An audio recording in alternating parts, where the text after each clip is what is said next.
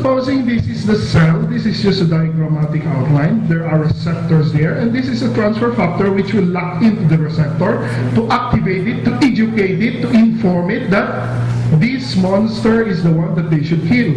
So here comes the actual germ, and since that is activated already by the transfer factor, this cell can now recognize the invading organism. Example, this is an actual view of how a cytotoxic T cell, this is the cytotoxic T cell, will secrete perforins. Yung kanina, binuga siya ng perforins. These are the perforins. The perforins will make holes over this cancer cell.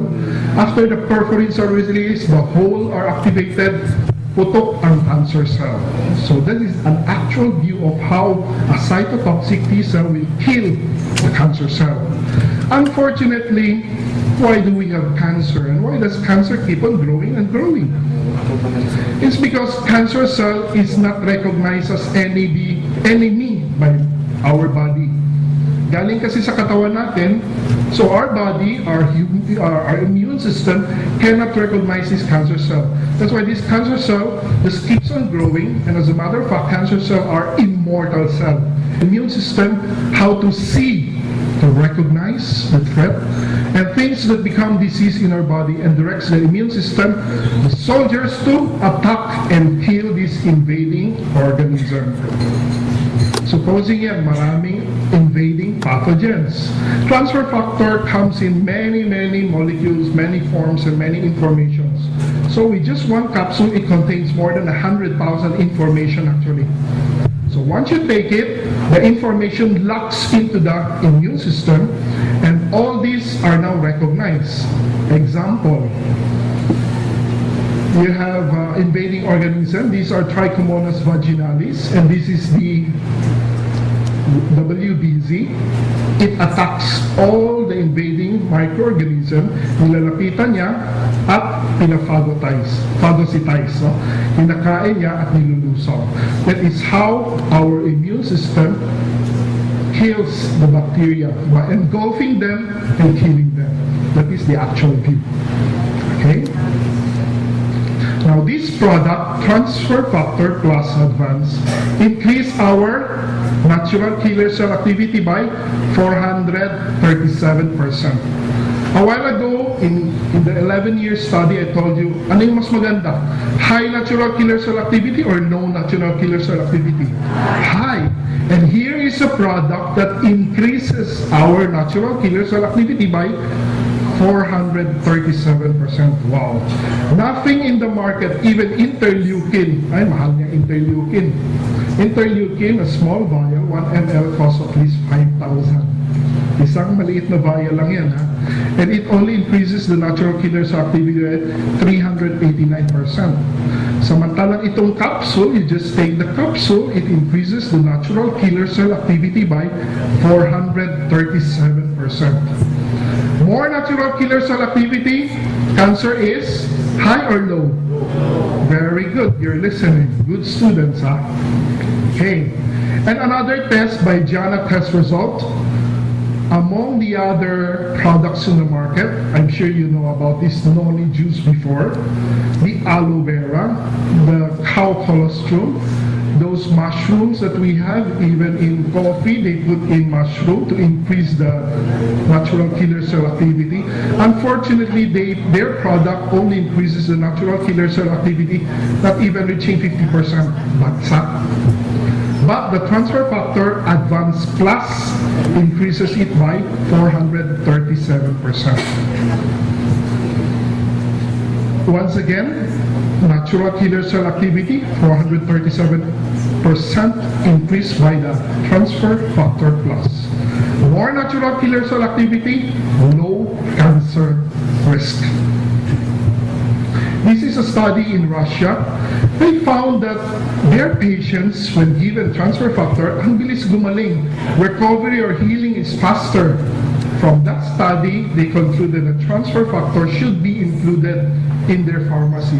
That's why if you're admitted in a Russian hospital, nasa pharmacy nila ang transfer factor. It's now included in their pharmacy because they found in their study that it is effective. Even in the PDR, Physicians Does Reference, this is a US drug book, transfer factor is available in that book. So now, because of this, I got interested. Does really transfer factor work? And is there evidence? Because as a doctor, we don't simply believe in just hearsay or testimony from a kapitbahay that it is effective. So I went to the internet to research for journals. Totoo nga ba effective siya? So what is evidence-based medicine? Evidence-based medicine, or EBM, aims to apply the best available evidence gained from the scientific method to medical decision-making. It seeks to assess the quality of evidence of the risk and benefit of treatment. Before a doctor prescribes a drug or a medicine, it should be effective by EBM, or evidence-based medicine. 4Life Research has 11 doctors in their advisory board. As a matter of fact, they have 2 oncologists, Dr. Townsend and Dr. Guest. And their chief scientific officer was here in the Philippines 2 weeks ago, Dr. Cal Macoslan. He was in Manila. He gave a very good lecture. And he also went to Davao to inaugurate the first satellite office of 4Life Research. Well, this is me, my wife, and the 3 visitors from the States. And here's the Santa Claus beside me. Okay. So there are 3 levels of evidence in evidence-based medicine. We have level 1 is RCT. RCT stands for Randomized Controlled Trial. For those who are non-medical, and ibig sabihin ng randomized controlled trial, before we want to test a drug, we have to test one group with that drug and another group without the drug, or you mean to say placebo. So itong grupo, 1,000 patients are taking the drug and 1,000 patients are taking the placebo. So yung capsule walang laman, gaw-gaw lang. And the researcher is blinded. Hindi niya alam if this group is taking the medicine or if the other group is taking the placebo. That means it is randomized, blinded, controlled trial. No? Walang bias, for short.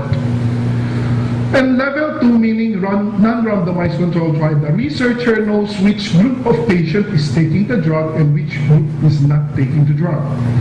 And level 3 evidence comes from expert opinion of expert doctors or testimonies from a patient who took the medicine and said that it was effective. So among the 3, the journal that we would like to look for is level 1. Yun ang pinakamaganda, level 1. Now, sa categories of recommendation naman, recommendation category A is that there are a group of expert doctors, let's say 10 expert doctors will study this journal. And they would say, hey, 75 of us agree that this drug is effective according to that journal. So that's category A, recommendation. But category B recommendation, it is 50-50, they don't agree that that journal is good or that drug is effective. And category C, they all did not disagree that it is effective. So the journal that they're looking for is category A. So kanina, level of evidence, level 1, category A.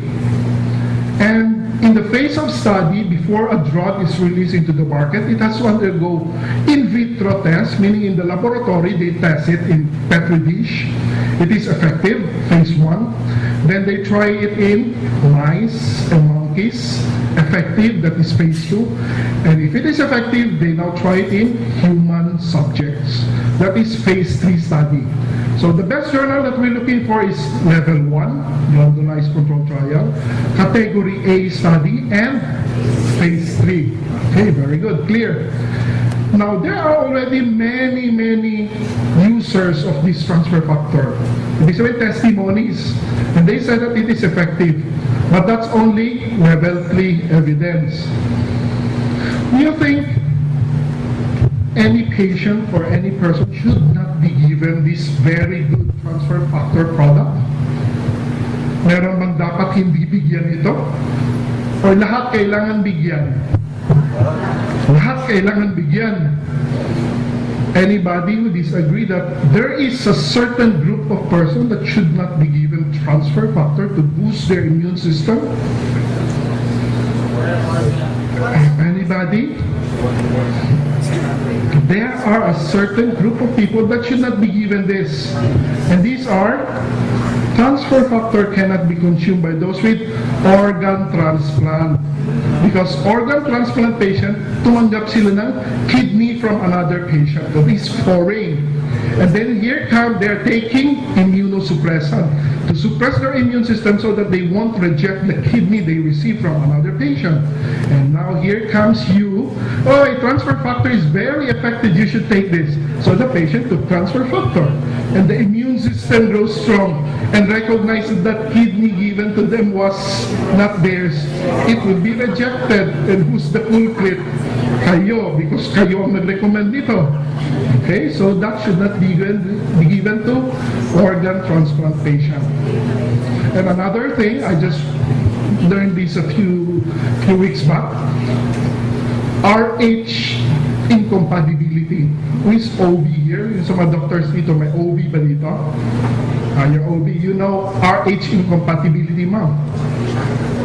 Diba, no? Kasi, kunyari, Filipinos, blood type A, RH positive, negative? Positive. Filipinos are RH positive.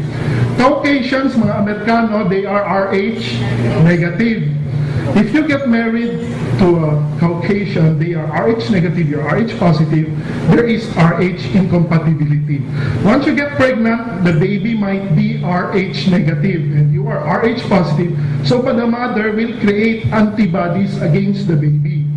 So first baby delivered, no problem. The baby will be healthy, delivered healthy. But during the second pregnancy, the mother already has the antibody against the second baby. The mother's antibody will attack the second baby because meron na siya. That's why ini-injection na ng Rogam, di ba? So these are the kind of patient that you should not give too much of the immune booster because the mother's antibody will become more active and kill the baby, the second baby. Just remember that RH incompatibility. Okay? Do you understand that? Very good. So I went on to see studies in the internet journals of which studies are good and are found to be really effective. Although level 2 pa lang to, category B, transfer factors as immunotherapy and supplement of chemotherapy in TB. So from this study, they found that transfer factor helps TB patient. As you know, TB patients are immunocompromised patients. Sabi nga nila, you are not a Filipino if you are not exposed to TB. Because TB in the Philippines is everywhere. Okay? One cough of a TB patient, that's millions of bacilli. Everybody gets infected. That's true. But because your immune system is good, you don't manifest TB. But if your immune system goes down, you're old, you're weak, that's where you have TB. But if you take transfer factor that builds up your immune system, you're protected. Okay? That's why this study showed the positive result of transfer factor in TB. Second study, level 2, category B pa lang, successful treatment of severe complicated measles. Ay, isa pa yan. Summer ngayon. Measles is very uso. So again, if the baby has poor immune system, definitely tibok yan sa measles pa lang, complications of measles. Dengue, marami bang dengue dito sa Cebu? Yes. A lot of not studies, testimonies pa lang. Pag may dengue, bigyan mo ng transfer factor. Ang bilis umakyat ng platelet. That's a secret. If the doctor doesn't know it, you just give it secretly and magtatakang doctor, bakit hindi bumabagsak ang platelet nito? So that's the secret. You give transfer factor. Ang bilis ng recovery ng platelet. Treatment of childhood Epstein-Barr virus and cytomegalovirus infection in oral bovine transfer factor. These two viruses, EBV and cytomegalovirus, is very known common cause of diarrhea. If you get infected with this, siguradong igit-igit yun ng pasyente. and patients may die from severe dehydration. From this study, they have successful treatment. The patient recovers very fast. Next, juvenile rheumatoid arthritis. Actually, juvenile rheumatoid arthritis is an autoimmune disease. Okay? So with their study by Dr. Gron et al., level 2 category D, they have successful treatment of patients with juvenile rheumatoid arthritis. I searched the Medline for more studies, napakarami pa, transfer factor treatment on so many diseases. What's more noting is AIDS. AIDS stands for Acquired Immunodeficiency Syndrome. It's caused by what virus? HIV, Human Immunodeficiency Virus. From the word palang immunodeficiency. Ibig sabihin, the immune system is deficient, the immune system is weak. But once they give transfer factor to boost the immune system goes stronger. That's why AIDS patient now, kakunti na lang namamatay. The patient gets infected, but because you have something to boost the immune system, they don't die easily. Okay? And even here in this study, use of transfer factor in allergic bronchial asthma. So asthmatic patient, because of the suppressor segment of transfer factor, it minimizes the attack of asthma. This is what